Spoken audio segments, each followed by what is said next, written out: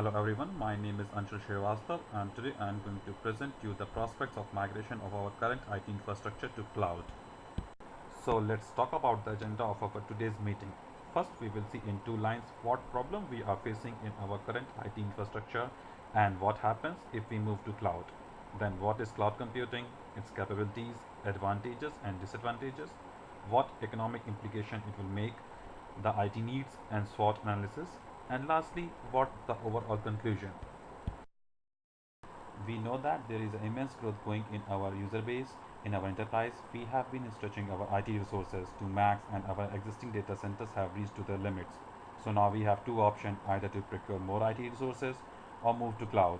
As we are aware about the procurement of IT resources which our enterprise does, so I will speak here about what happens if we move to cloud. As you can see in the slide, with the cloud migration, the total cost of ownership of resources goes down, we get better security and services, there is an increase in the productivity and scalability to meet our demands. So what basically is a cloud computing? Cloud computing is a general term for the delivery of hosted services over internet. It is a practice which enables companies to consume compute resources such as virtual machines, networks, storage, or an application as a utility, just like electricity we do, rather than having to build and maintain a computing infrastructure in-house. So, as per the National Institute of Standards and Technology says, cloud computing is a model for enabling ubiquitous, convenient on-demand network access to a shared pool of configurable computing resources that can rapidly provision and release with a minimal management. Let's talk about cloud deployment model. Cloud deployment model is of four types: public, private, community, and hybrid. In public cloud deployment model, a cloud service provider has a service available for consumption by general public. These services are owned by the provider and it manages all aspects of its infrastructure, thus eliminating the need of an individual company. A private cloud is implemented using a dedicated data center infrastructure of hardware and software that is used privately by an organization. The data center can be on premises or off premises. It is not shared with any other organization. It provides better service and security compared to public cloud. A community cloud is designed to meet the needs of a community. Such communities involve people or organizations that have shared interest.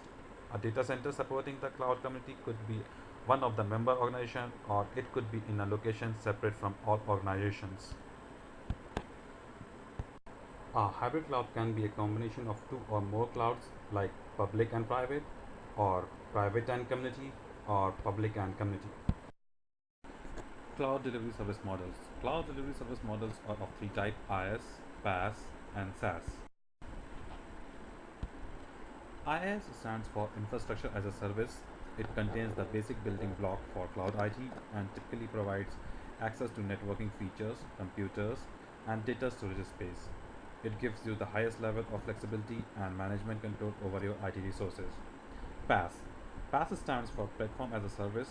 It removes the need for our organization to manage the underlying infrastructure, usually hardware and operating system, and allow you to focus on the deployment and management of your application. This helps you to be more efficient as you don't need to worry about the resources procurement, capacity planning, software maintenance, patching, or any of the undifferent heavy lifting involved in your running application. SaaS. SaaS stands for Software as a Service. It provides you with the complete product that is run and managed by the service provider, and just you have to consume its services like Gmail or Outlook we do. So let's talk about the basic capabilities of cloud computing. Cloud computing is a pay as you use, so it provides a measured service and reduces the total cost of investment. It provides scalability, elasticity, self-provisioning, so bringing productivity and agility to business, which increases the business performance. Advantages and disadvantages of cloud computing totally depends upon the internal and external factor of enterprise. Cost saving, scalability, optimization, agility are few of the advantages. Disadvantages are like shift of control when moving from one cloud vendor to another vendor is tough. Security and compliance by client or the country. Power outages are few. So this is our current IT infrastructure consisting of Oracle database servers, MySQL database servers, non-database server, and storages. So here we can see the comparison and calculation of our total cost of ownership of resources over cloud service provider. As we can see that we are gonna save 52% a year by moving to cloud, and in total we are gonna save around $5.5 million approx in revenue over 3 years period of time, and that's a huge saving. IT business needs can be functional like secure authentication, interoperability with external interfaces, and non-functional demands like performance, scalability, availability, business growth, and all are being met by the cloud migration. So let's talk about our strength, weakness, opportunities, and threats, or in short, SWOT. Our strengths are our skilled support staff, which can predict the accurate demand. Our weakness can be our data center, which are fully expanded, and our staff is totally consumed supporting them, so there is no time for innovations. Our opportunities, our business can scale within the demand without any delay, as cloud is self-provisioning. Our threats are our competitors. They can also expand our resources to meet the market demand and come up with the better services. So with all the stats and cases produced in the slide, I conclude that moving to cloud is a better option rather than investing again in expanding our data centers. As we can see with the cloud, we have reduced total cost of ownership of resources, reduced business risks, and increased productivity.